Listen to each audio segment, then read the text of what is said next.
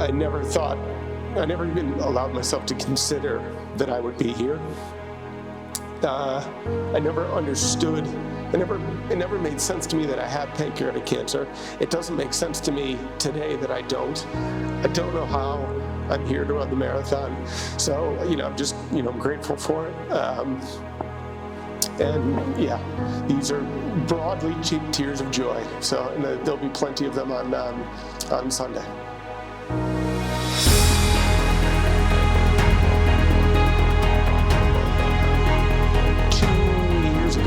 I guess this weekend, I was still in my first medical trial and I was in for treatment. I just happened to be here for the race weekend. Saw a bunch of people wearing purple shirts in my hotel and I said, oh, you guys are here for the marathon, running for a cause. That's great. What are you running for? And they said, oh, we're running for Project Purple. I said, oh, okay, what's Project Purple? And they said, it's a foundation to fight pancreatic cancer. And I said, oh, I have that. And it was that moment that I thought, if I can ever get through it, if I can put myself in a position to do it, I'm going to run for Project Purple and raise money and try to show people, that you can make progress, you can push forward, you can win, whatever that means.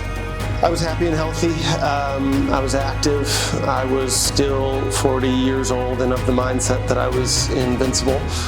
And then one day I started to have a throbbing pain in my right leg, which didn't go away for about a week. Eventually it sort of went away, but then the next day I had a throbbing, deep pain in my left leg, and my wife, being more clever and cautious than I am, convinced me to go to the doctor. I had someone in my family, my uncle died of pancreatic cancer in 1994, so obviously I knew that it was a really bad cancer. So everyone in my family knew it as well, so nobody could really comfort me. I think I was in shock. I had, physical reactions, and my youngest son was 9 months old at the time. We had just come out from lockdown in France. I think it was just awful shock, and I was really scared. I was in a doctor in Paris during the morning. She wasn't sure what was wrong with my leg. She referred me up to go get a scan, and by the middle of the afternoon, I was diagnosed with pancreatic cancer. I cried a lot that day, and I cried a lot in the weeks and years since then. We were living in Paris at the time that I was diagnosed, and we ended up moving back to Cleveland, where I'm from, both for family and just for sort of ease of use of the medical system. So I did 9 months or so of chemotherapy in Cleveland. During that process, we kept asking my treating oncologist what were the medical trial options that I had, and we also started to reach out to other oncologists, pancreatic cancer specialists around the country. 9 months chemo and then 2 medical trials. I was in treatment for about 4 years. I remember after my first round of chemotherapy, sitting out in the porch at my mom's house speaking to one of my good friends who will actually be running the marathon with me, and saying that I didn't see how I could possibly continue with chemotherapy. That first treatment was so difficult, not just because of how I felt, but how far I fell from just 3 weeks or 4 weeks prior. And the thing is, you just do it. The next time, it's not really any easier, but you get through it. And then the third one, and then the fourth one, and your body adjusts and your mind adjusts, and you just keep pushing through and you keep moving forward with the treatment, because that's the best way to fight the disease, and that's the best way to survive. I think once he goes into chemo, once he starts going onto a clinical trial, even though you know that's not necessarily something that is going to work, I think just the fact that you have doctors with him and you start having, reassuring news about the fact that at least it's not progressing, you start to maybe have some hope, but you don't allow hope for a while. So it's a difficult journey to just make yourself feel hope again. I have an amazing wife. I have two children. I've got a sister, 2 brothers, and just an enormous group of friends and family.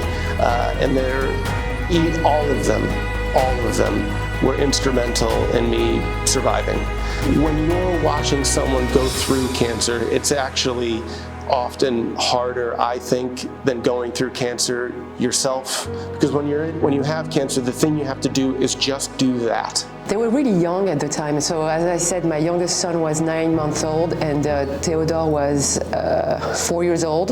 So obviously I got in touch with psychologists and they told me that we needed to tell them a little bit what was going on without putting, like the name cancer in there, but just to say that Dad was sick and that we were doing everything in our power to be with him and to cure him. And I think at the time they didn't really realize what was going on. Now he realizes it more and he's talking about it more openly. And he's sort of sick of me trying to take him to psychologists all the time, just to be sure that he's okay. Are you excited for Sunday? Yes. Yes and no. Why no? Because we're going to be standing 4 hours and a half in the sun. Well, your dad has to run it though. Yeah. You think it's Surely harder that's on you than it is on me? Yeah. In terms of what the support has been since I've been training, I mean, most of it is just people telling my friends, joking with me that I'm too old to run a marathon, and they may very well be right. We'll find that out in 2 days. But no, the community around running the marathon, that's just, it's all positivity. Puts a lot of fuel in the tank as well. I mean, right now they just want to see him win the marathon, so we're trying to manage expectations. I think it shows that he's in good health. That he's just like any other dads, and that he's sporty and being active, and I think at a deep level it reassures them about that he's well, and he's I'm still trying to manage expectations, but I think he's well now, but we still need to be careful, and he still needs to go do scans. But you don't want to scare them at the same time. But I think right now at this moment, I think it shows that we're good. Do you think I'm gonna win? Maybe. You think maybe? I never projected myself that far forward. I never allowed myself to rise up that high because I was scared of falling so far down again. And now, honestly, it's a process of allowing myself to think that far ahead, allowing myself to consider the possibility that I'm cancer-free. And a lot of why I'm here to run the marathon is to put a period at the end of that sentence. 26.2 in the books. Turns out 26.2 is far. 600,000 range. Awesome support from Project Purple. It's great to see everybody out there. Oh yeah, the cheers on Project Purple were awesome. People going crazy. It was all live. People ordered. Congrats.